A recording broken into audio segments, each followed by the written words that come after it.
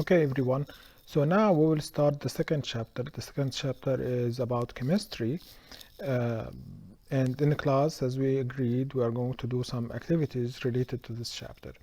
I want you for now, as you are moving through this video, to have your notes and write your questions and try to answer them, bring them to the class, and we will have a discussion over these questions. So let's start. So why do we need to understand chemistry? Because understanding the building blocks of a human body helps us understanding how does it work. Because any changes at atom levels would significantly affect homeostasis, and it might cause no responsiveness in neurons and muscles. Because the changes in pH cause malfunctioning in proteins and intervene with oxygen transport and hormone functions. And overall, understanding chemistry and biochemistry will help us to determine most effective solutions to treat several diseases like dehydration, fluid loss, or even like burns and other types of diseases.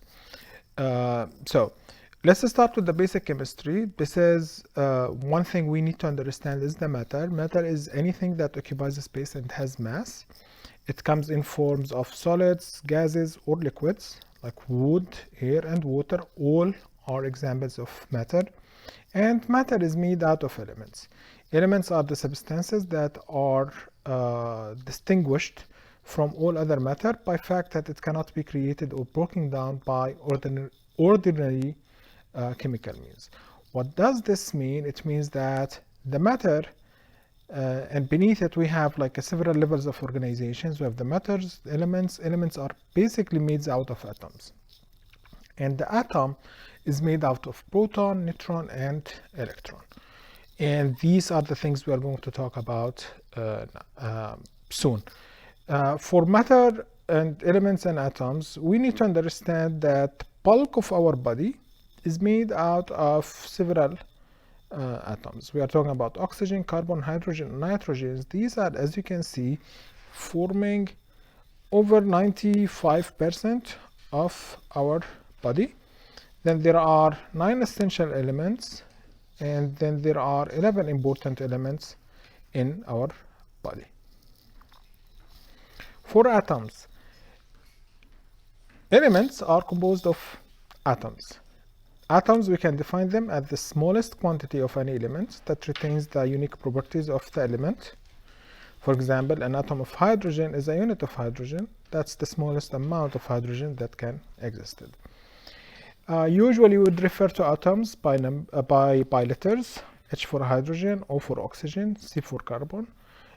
Some of these names coming from Latin names like sodium, natrium is sodium, and that's why we refer it in A, since its Latin name is natrium.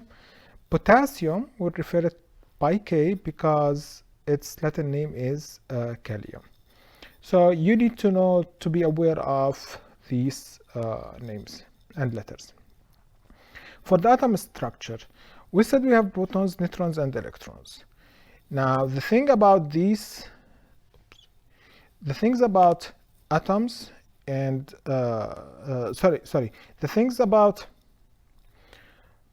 so for the atomic structure, we said atoms are made up out of 3 subatomic particles. We have the protons, neutrons, and electrons. For the protons and neutrons, these are located within the center of the atom. This area, the center of the atom, we'll call it the nucleus. And usually we will have the protons. Usually these are positively charged, and they have 1 atomic mass unit.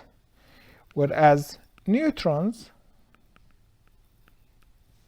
these are with no charge,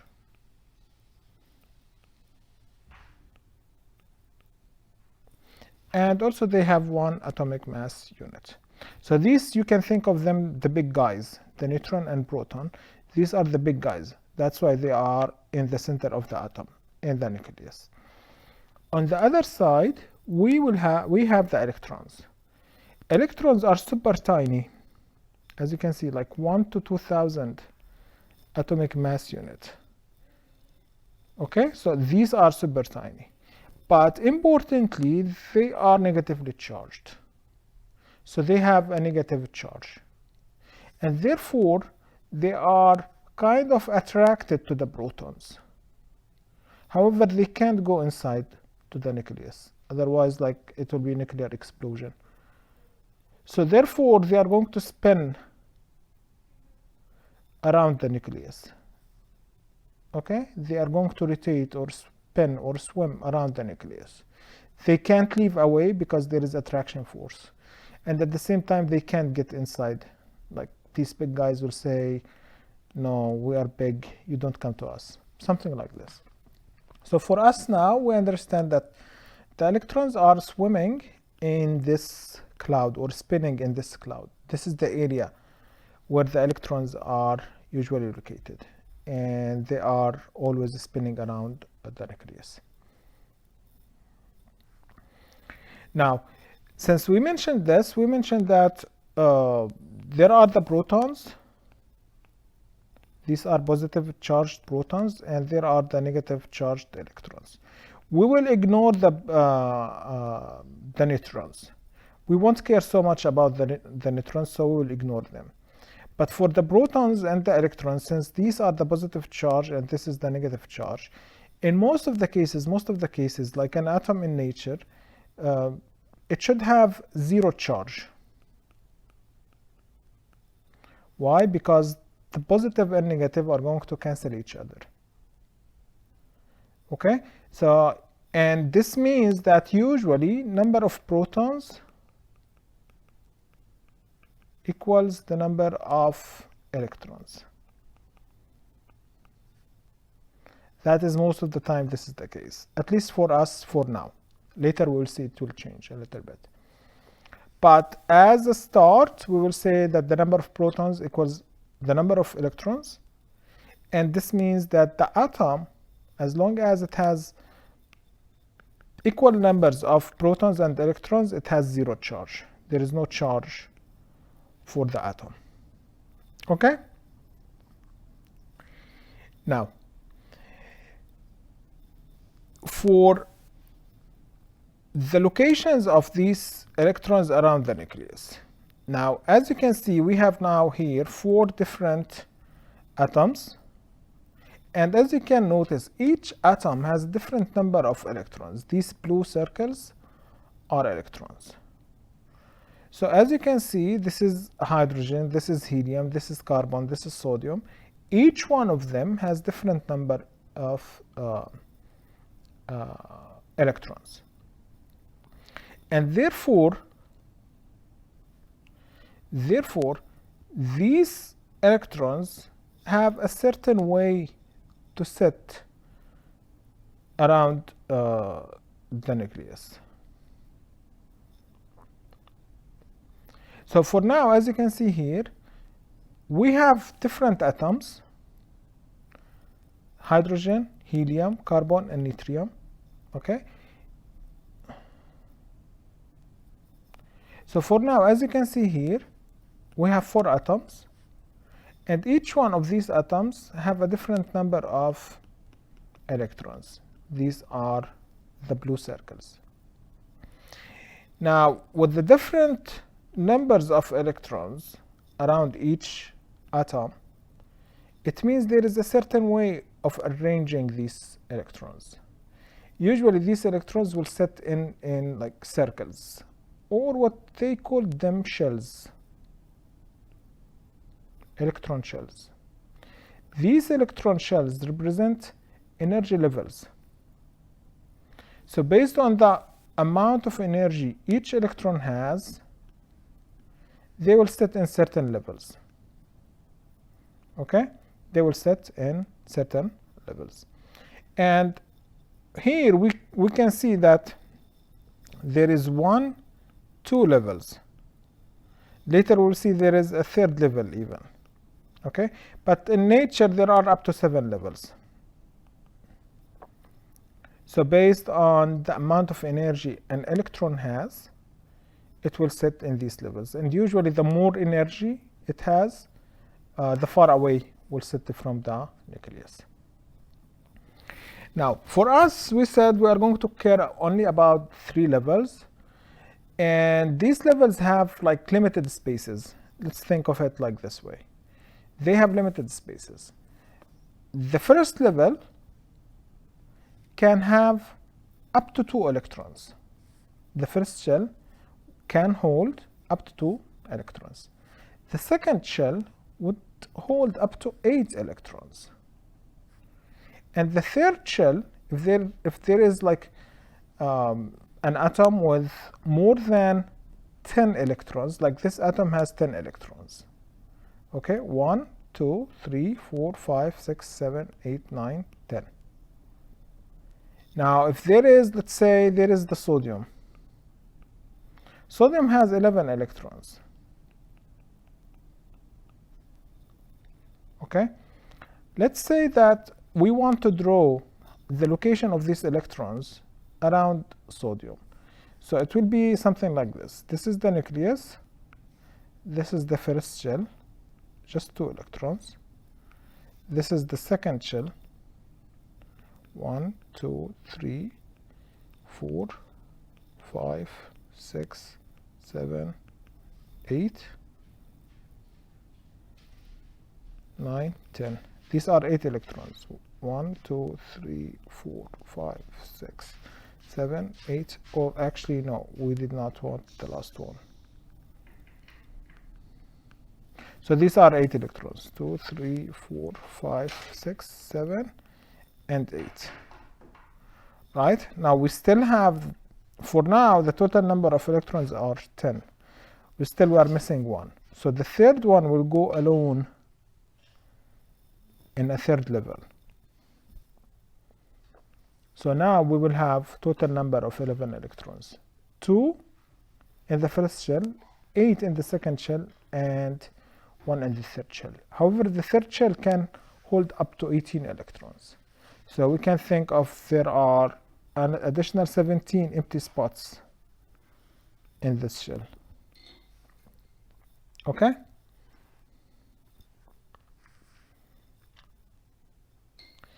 So now let's see something else.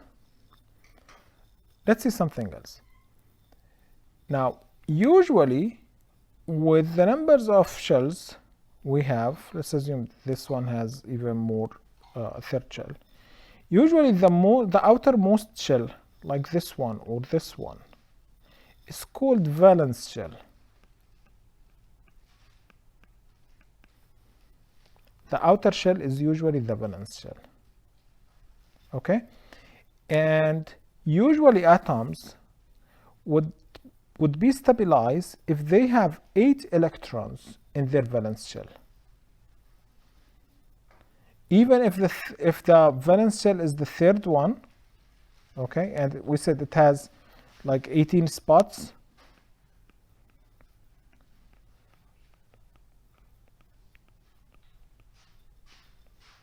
So out of these 18 spots, if there are like just 8 electrons,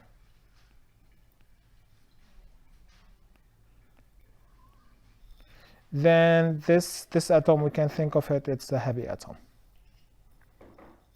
Okay? But see, for example, the carbon. The carbon has 1, 2, 3, 4. Only 4 electrons in its outermost shell. So we can say this is like a really sad atom because it's not stable. Usually atoms will get stable if they have 8 electrons in their outer shell or in their valence shell. And this is something called octet rule. The octet rule. That is, the atoms are most stable when they have 8 electrons in their valence shell. Now, these electrons, lucky for the atoms, can leave the atom. So atoms can control their stability. It can gain or lose electrons to achieve the octet rule. Again, I'll write it. Atoms can gain or lose electrons to achieve the octet rule. Okay, so and we will see some examples.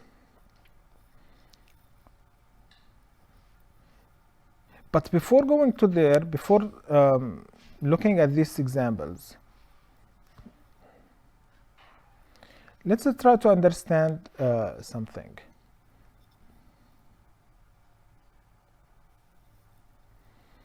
Now we said that, oops, no, here, draw.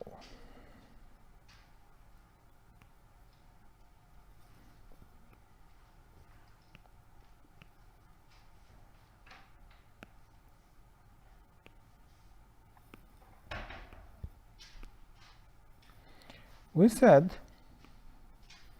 that the atom has these levels, right? And electrons will be sitting on these levels.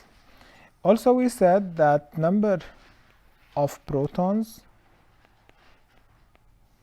equals the number of electrons, right? Now, what does this mean? It means that if we have 11 protons, these are positive, we will have 11 electrons. Okay, and this will make net charge of 0 or no charge. This is one. The other thing we talked about, the octet rule, that atoms are stable with 8, this is not 8, this is 8 electrons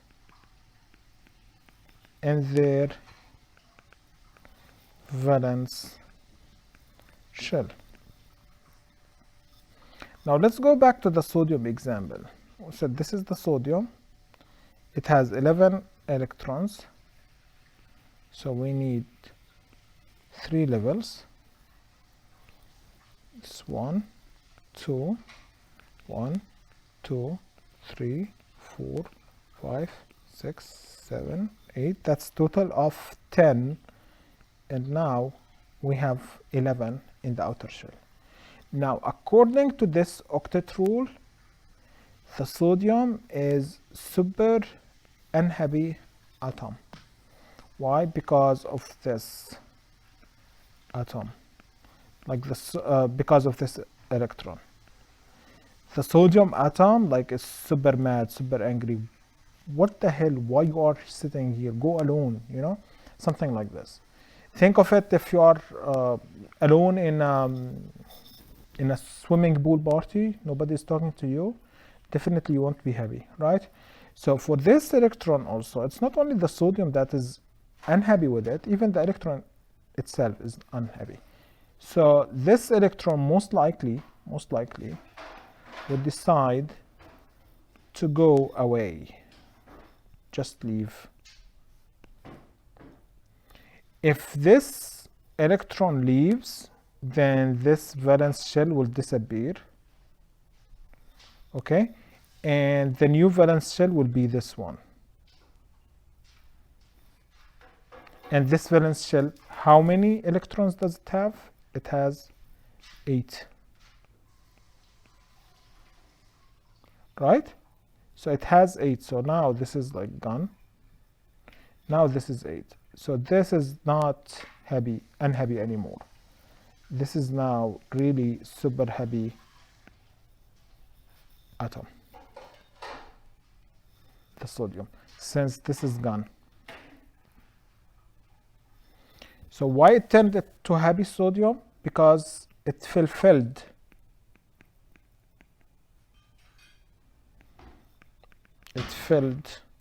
its valence shell with 8 electrons. So now the sodium is more of a stable atom now.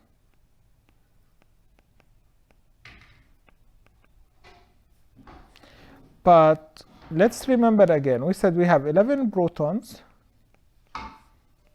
These are 11 positive charge, and we have 11 electrons.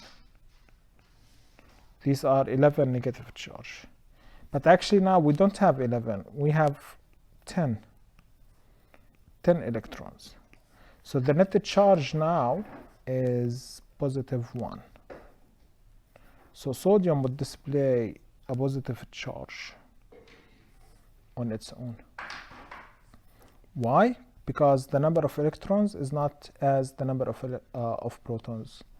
Now, on the other side, some electrons, some atoms, so in this case, like here, what happened? The sodium lost its electron. Okay? Sodium lost its electron. But some atoms can gain electrons. Let's assume there is an atom, 17 proton and 17 electrons. 17 electrons, it means that in its outermost shell, it has only 7 electrons. Right? You can figure it out. In its outermost shell, it has only 7. It needs only 1 to do the octet rule. So for it, it's much easier to gain an electron rather than losing 7. By gaining this electron, the atom would be happy, but instead of 17 electrons, it will be 18 electrons. These are negative charge, and this is positive charge. So the netted charge of the atom, in this case, will be -1. So this atom, which is the chloride, by the way, will display a negative charge. Okay, so I will stop here. Think about this, write your questions, try to answer them, and take a break, and you can start the second video after the break.